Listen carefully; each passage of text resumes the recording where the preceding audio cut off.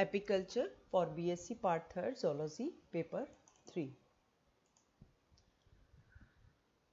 Commercially Honey बीज को Palkar artificially rare करके और उनसे शहद और मोम को प्राप्त करना एपिकल्चर कहलाता है या मधुमक्खी पालन कहलाता है।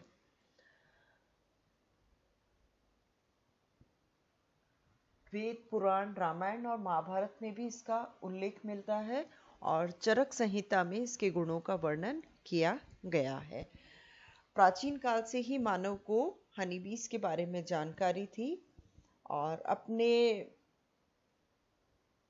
पारंपरिक साधनों का प्रयोग करके ये हनी बीज के जो छत्ते होते हैं उन्हें तोड़कर और उन छत्तों से शहद प्राप्त करने की कला में माहिर था। इस तरह से जो हनी कलेक्ट किया जाता था वो प्योर नहीं होता था और इसके अंदर जो कोम या छत्ता है वो पूरी तरह से नष्ट कर दिया जाता था और इससे जो हनी प्राप्त होता था वो भी बहुत ज़्यादा गुण वाला नहीं हुआ करता था।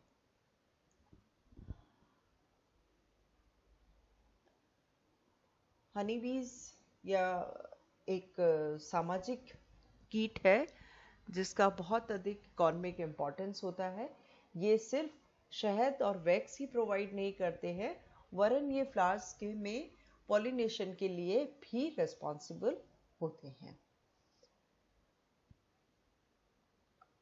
तो मधुमक्खियों को वैज्ञानिक विधि के द्वारा पालना और उनसे हनी और वैक्स प्राप्त करना एपिकल्चर कहलाता है। एपिकल्चर शब्द दो लेटिन शब्दों से मिलकर बना है। वो है एपिस जिसका मीनिंग होता है बी। इसका फाइलम है Arthropoda, class Insecta, order Hymenoptera, family Apidae और जीनस है एपिस।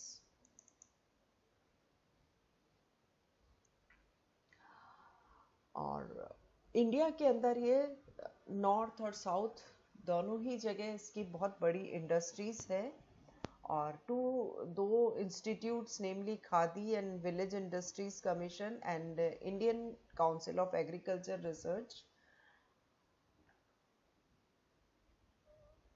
में एपिकल्चर का काम हो रहा है।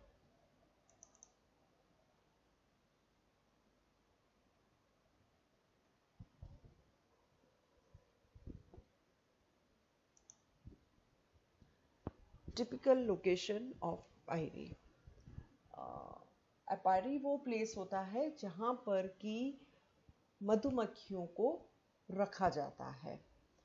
इसके लिए जो लोकल सराउंडिंग फ्लोरा है जो कि पेड़ पौधे हैं, फ्लोरा है, वो बहुत इम्पॉर्टेंट होता है और बेस्ट ये होता है कि जिसमें नेक्टर ज़्यादा प्रोड्यूस हो रहा हो, मकरंद ज़्यादा निकलता हो, जैसे नीम, जामुन इत्यादि वो सराउंडिंग में हो, या चेरी, शीशम, कोकोनट, गुआवा जो कि बहुत नेक्टर और पोलन दोनों ही की तरह काम में आते हैं। और बेस्ट चॉइस होती है पोलन यील्डिंग प्लांट्स में मेज, रोज और सोरगम।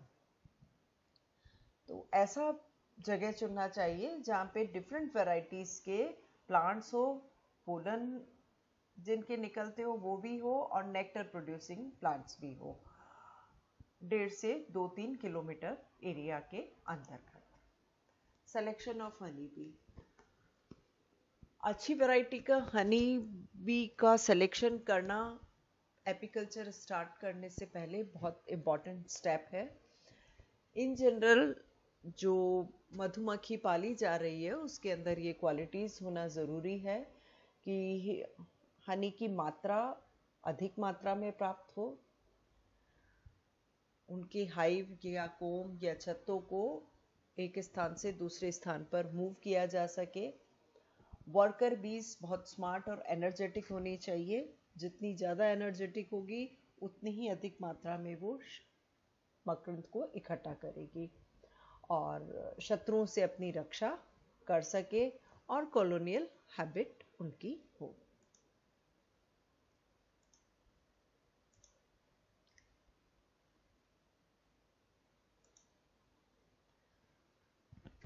मधुमक्खी एक पॉलीमॉर्फिक इंसेक्ट है, मतलब बहुरूपी है, और इसके 3 टाइप मिलते हैं, क्वीन, ड्रोन और वर्कर। ये और 4 स्पीशीज है इसकी जो कि कॉमनली इंडिया के अंदर मिलती है।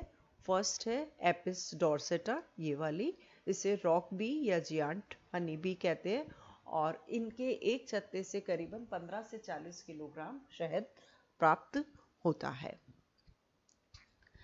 ये इन चार जो स्पीशीज आपको बताने वाली हूँ उसमें से सबसे बड़े साइज की ये होती है और अधिक मात्रा में शहद बनाती है। यह पेड़ों के ऊपर, पुरानी इमारतों की दीवारों, गुफाओं में अपने छत्ते बनाती है और एक ही स्थान पर एक से अधिक छत्ते पाए जाते हैं। जून जुलाई के अंदर ये पहाड़ों पर चली जाती है और सर्दियों में वापस से मैदानों में लौटकर आ जाती है। इसका स्वभाव थोड़ा गुस्सैल प्रकार का है और जब ये एक्साइट हो जाती है तो अटैक कर देती है। वो इनका जो माइग्रेटरी नेचर और गुस्सैल प्रवृत्ति या फेरोशियस नेचर की वजह से इन्हें पालना पॉसिबल नहीं है। दूसरी वैरायटी है एपिस इंडिका। इसे संपूर्ण भारत में पाई जाती है और इसे भारतीय मोना मक्खी कहते हैं, दिस वन। इसके एक छत्ते से 3 से 4 किलोग्राम तक शहद प्राप्त किया जा सकता है। ये मीडियम साइज की है और ये अंधेरे स्थानों में रहना पसंद करती है।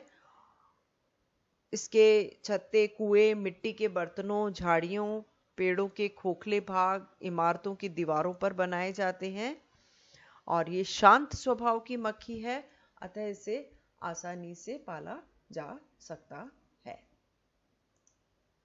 थर्ड है इसका स्पीशीज एपिस फ्लोरिया। इसे भृंगा मधुमक्खी या लिटिल बी कहते हैं और इसके एक छत्ते से बहुत ही कम मात्रा में शहद प्राप्त होता है, करीबन 250 ग्राम्स। स्मॉल साइज्ड है, ये छोटी होती है साइज में और इसका जो शहद है वो सबसे मीठा होता है। ये डरपोक प्रकृति की है और डंक न मारने वाली मधुमक्खी होती है और इसके छत्तों को आसानी से तोड़ा जा सकता है। लास्ट है Apis mellifera.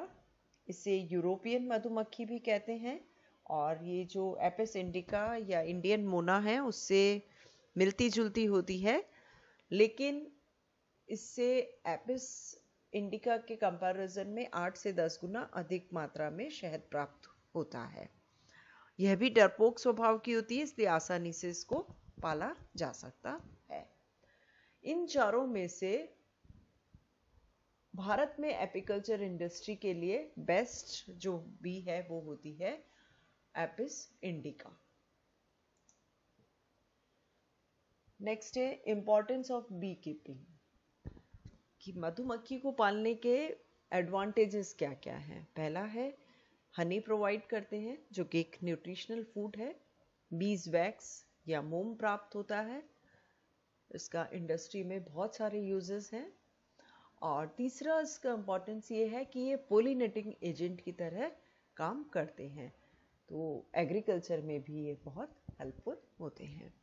B colony and its members, जैसा कि मैंने पहले बताया, यह एक बहुरूपी कीट है और इसमें इसकी जो नेस्ट ये बनाती हैं उसको बी हाइव या कोम कहते हैं। एक एवरेज साइज की कॉलोनी के अंदर 30 से 50 हजार सदस्य रहते हैं और सदस्यों की संख्या के आधार पर इन्हें वीक या स्ट्रॉन्ग कॉलोनी कहा जाता है।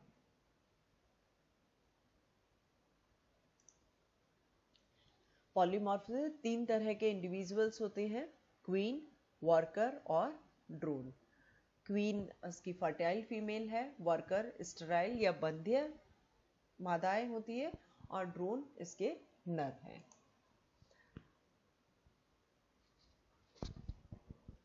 क्वीन बी का स्ट्रक्चर किस तरह का है?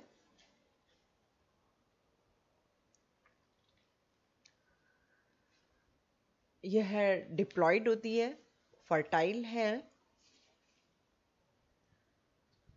एक कॉलोनी में क्वीन की या रानी मक्खी की प्रेजेंस जरूरी होती है। इसकी साइज दूसरे कास्ट की अपेक्षाकृत सबसे अधिक ज्यादा होती है। इनके लेग्स बहुत स्ट्रांग होते हैं क्योंकि ये अपने स्कोम में या हाइव में हमेशा वॉक करती भी रहती हैं। इनके अंदर स्टिंग पाया जाता है टिप, एब्डोमेन की टिप के ऊपर, जो कि ओविपोसिटर का मॉडिफिकेशन है। यह डिफेंस ऑर्गन की तरह काम करता है।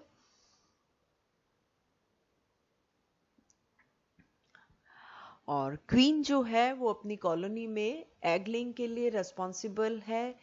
1000 से 1500 तक अंडे प्रतिदिन देती है और करीबन 2 से 3 साल ये जीवित रहती हैं। ये दोनों ही प्रकार के अंडे देती हैं, फर्टिलाइज्ड भी और अनफर्टिलाइज्ड भी, निषेचित भी और अनिषेचित भी। निषेचित अंडों से फीमेल्स डेवलप होती है और अनिषेचित अंडों से मेल्स डेवलप होते हैं। नेक्स्ट है वर्कर बी। वर्कर बी भी द्विगुणित या डिप्लॉयड होती है। फीमेल्स हैं किंतु ये बंध्य होती हैं, इनमें जनन क्षमता नहीं पाई जाती है। और दूसरी सारी कास्ट से इनकी साइज छोटी होती है। और ये एक कॉलोनी में अधिकांश सदस्य जो हैं वो वर्कर ही होते हैं। वर्कर के फंक्शंस अलग अलग हैं, जैसे ये हनी का कलेक्शन करती हैं, रॉयल जेली प्रोड्यूस करते हैं और उन्हें फीड करती हैं, लार्वा और यंग वंस की देखभाल करते हैं, छत्ते की सफाई करते हैं, वैक्स का निर्माण करते हैं, छत्ते का निर्माण भी यही करते हैं, रक्षा का कार्य भी करते हैं और डेड बीज को रिमूव करने का काम भी यही करते हैं और छत्ते में टेम्परेचर रेगुलेट करने का कार्य भी करते हैं। इस आधार पर कि ये कौन सा कार्य कर रहे हैं, वर्कर बी के प्रकार हैं लेइंग वर्कर्स। क्वीन की एब्सेंस में अनफर्टिलाइज्ड एग्स ले करते हैं, इन्हें कहते हैं लेइंग वर्कर्स। नर्स वर्कर्स कहा जाता है जो कि क्वीन को रॉयल जेली फीड करते हैं, लार्वी और ड्रोन्स को हनी या बी ब्रेड फीड करते हैं। हाउस वर्कर्स ये घर की या छत्ते की सफाई, उसका निर्माण करना और नेक्टर और पॉलिन को ग्रहण करना और रक्षा करने का कार्य करते हैं। फील्ड वर्कर्स ये दूर स्थानों पर जाकर नेक्टर और पोलन ग्रेन्स का कलेक्शन करते हैं।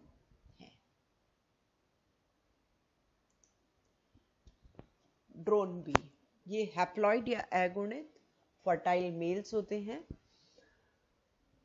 इनकी उत्पत्ति अनिषेचित अंडों से होती है।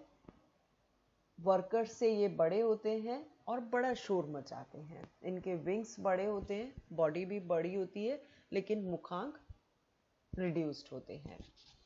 ये फूड को कलेक्ट नहीं कर सकते हैं, लेकिन खाते बहुत ज़्यादा हैं और इन्हें वर्कर बीज के द्वारा फीड कराया जाता है। इनमें भी स्टिंग नहीं होता है।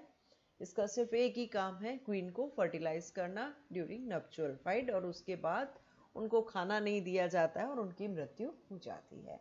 एक कॉलोनी में ड्रोन्स की संख्या 200 से 300 तक होती है और अनफर्टिलाइज्ड एग से ये पार्थेनोजेनेटिकली या अनिषेक जनन के द्वारा डेवलप होते हैं और बहुत कम समय के लिए जीवित रहते हैं। ये देखिए कितना दिन में हैचिंग के बाद 3 दिन में सब में हैचिंग होती है। ये इनका पूरा है, कितने दिन में ये बनते हैं। ये है क्वीन ने एग ले किया, फर्टिलाइजर और अनफर्टिलाइज दोनों ही तरह के, जिसको बहुत अधिक मात्रा में खाना खिलाया जाए, रॉयल जेली दी जाए, क्वीन बनती है। वो फर्टिलाइज्ड एग जिन्हें लाइट फीडिंग किया जाए, वर्कर्स बनते हैं और अनफर्टिलाइज्ड एग से ड्रोन्स का निर्माण होता है। Methods of bee keeping in India. भारत में मधुमक्खी किस प्रकार से पाली जाती है? जो इंडिजिनस या पुराना और देशी तरीका क्या है कि इसमें इमूवेबल स्ट्रक्चर्स होते हैं कि छोटे स्ट्रक्चर्स ड्यूरिंग कंस्ट्रक्शन के समय में घर या छोटे चैम्बर्स छोड़ दिए जाते हैं घर के बाहर की तरफ, जहाँ पर ये छत्ता बना लेते हैं। और ये इमूवेबल है। दूसरा है मूवेबल स्ट्रक्चर्स, तो हॉलो बैग्स में या वुडन के बॉक्सेस, अर्थन पॉट्स में बनाए जाते हैं, जिन्हें एक स्थान से दूसरे स्थान तक मूव किया जा सकता है और सुटेबल प्लेस पर इन्हें रखा जा सकता है। लेकिन ये दोनों ही तरीके सेटिस्फैक्ट्री नहीं है, क्योंकि हनी को एक्सट्रैक्ट करने के दौरान, निकालने के दौरान ये हाइव नष्ट हो जाते हैं और शहद इनसे द्वारा जो शहद प्राप्त होता है वो इंफीरियर क्वालिटी का होता है। उसमें dust, damaged bee larvae, dead bodies, pollen grains आदि उपस्थित होते हैं। इसमें क्या किया जाता है, एक जो भी छत्ता है उसके नीचे एक व्यक्ति को पूरा मोटा कपड़ा लपेट लेता है और वहां पे कचरा या घास फूस जलाकर धुआं कर देते हैं, जिससे धुएं की वजह से मक्खियां उड़ जाती है और शेष मक्खियां जो बच जाती है उसको मारकर, छत्ता तोड़कर शहद प्राप्त किया जाता है। तो इस तरीके से जो हनी प्राप्त होता है उसके अंदर उस छत्ते में उपस्थित लार्वा, प्यूपा और उसके नंडे भी नष्ट हो जाते हैं और इनके जो देह के अवशेष है वो भी शहद में मिल जाते हैं। इस प्रकार इस तरह से जो शहद प्राप्त होता है वो शुद्ध नहीं होता है।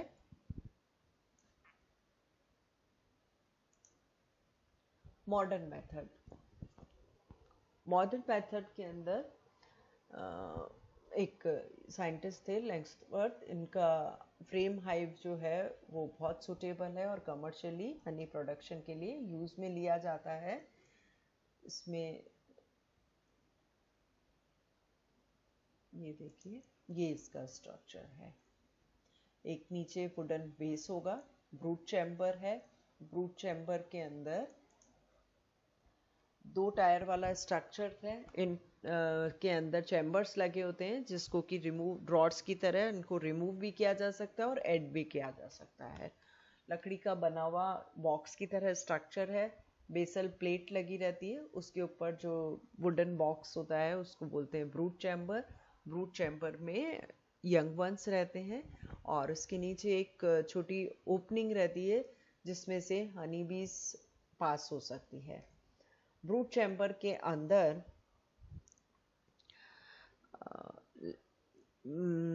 लकड़ी से बनी हुई फ्रेम्स रखी जाती है, वैक्स की बनी हुई। इसके दोनों तरफ हेक्सागोनल चैम्बर्स होते हैं और इन चैम्बर्स के अंदर में ये हनी कलेक्ट करते हैं।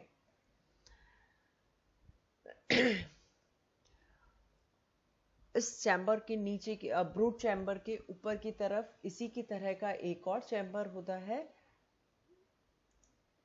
जिसे सुपर चैम्बर या हनी चैम्बर कहते हैं, लेकिन इसकी हाइट जो है वो ब्रूट चैम्बर या शिशु प्रकोष्ठ से कम होती है।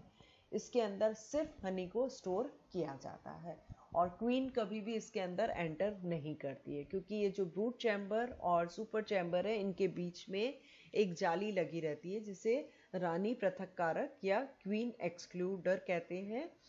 इसके छिद्र इतने ही बड़े होते हैं कि श्रमिक मक्खी इसमें से आ जा पाती है, रानी मक्खी इसमें से नहीं जा पाती है। यदि ये रानी मक्खी भी ब्रूट चैम्बर में चली गई तो ये वहां जाकर भी एग लेइंग कर दे, सुपर चैम्बर में चली गई तो ये वहां जाकर भी एग लेइंग कर देगी।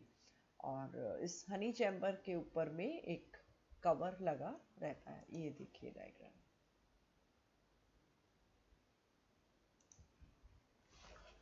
Tools for bee keeping, comb foundation, ये आपको बताया है, स्मॉल पीस ऑफ कोम जरूरी होता है। वैक्स से बनी हुई शीट्स हैं। दूसरा है बी ग्लव्स, स्टिंग से, उनके डंक से बचने के लिए ग्लव्स पहनना, लेदर ग्लव्स पहनना। बी वेल, ये देखिए टू नेक, फेस और हेड को कवर करने के लिए।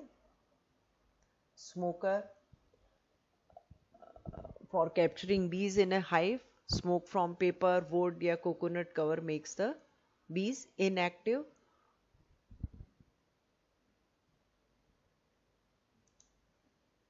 हाइव टूल लब्बे और सकड़े चपटे स्टील के बने हुए पीसेस होते हैं, जो कि बी के आसपास में जो डर्ट या कुछ और चीज़ गंदगी जमा हो जाती है उसको निकालने के काम में आते हैं। हनी एक्सट्रैक्टर, ये एक मेटल का बना हुआ ड्रम है। जिस तरह से सेंट्रीफ्यूज मशीन देखी है, उसके अंदर में टेस्ट ट्यूब्स लगती है 4 कॉर्नर्स पे, और उसको मान लीजिए वो ड्रम है, तो एक ड्रम होता है, उसके अंदर पॉकेट्स होती है। उस पॉकेट्स के अंदर ये जो छत्ते हैं, इसके ऊपर गर्म चाकू लगा के उसके को मेल्ट कर दिया जाता है वैक्स को, और फिर उसके बाद इनको इन पॉकेट्स के अंदर रख दिया जाता है। उसके बाद इन्हें एक सेंट्रल एक्सिस पे रोटेट किया जाता है। रोटेट करने से ये पॉकेट्स जो हैं, ये थैलियाँ जो है, ये उसकी ड्रम की दीवारों से टकराती है और उसके फलस्वरूप छत्ते में से शहद निकलता है। ये शहद नीचे की तरफ बहता है और ड्रम के नीचे एक आउटलेट होता है, नल सा लगा हुआ है, होल होता है, और वहां से शहद को कलेक्ट कर लिया जाता है।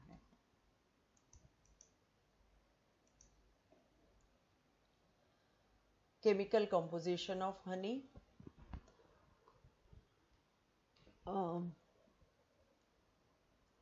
इसकी हाई फूड वैल्यू है। ये मीठा विस्कस एडिबल फ्लूइड है, जो कि प्लांट्स के नेक्टर और पोलन से बनता है। हनी के अंदर वाटर, शुगर, ऐश और विटामिन बी कॉम्प्लेक्स पाया जाता है। हनी एक एंटीसेप्टिक है, इसके अंदर formic acid as a preservative डाला जाता है, और इसका कलर, फ्लेवर और गंध डिपेंड करती है कि किस फ्लावर से इसने नेक्टर कलेक्ट किया है। 1 किलोग्राम हनी से करीबन 3200 कैलोरीज एनर्जी प्राप्त होती है। ये इजीली डाइजेस्टेबल है, इसलिए इन्फेंट्स को, बच्चों को दिया जाता है। ये देखिए हनी, और ये इसका है केमिकल कंपोजिशन।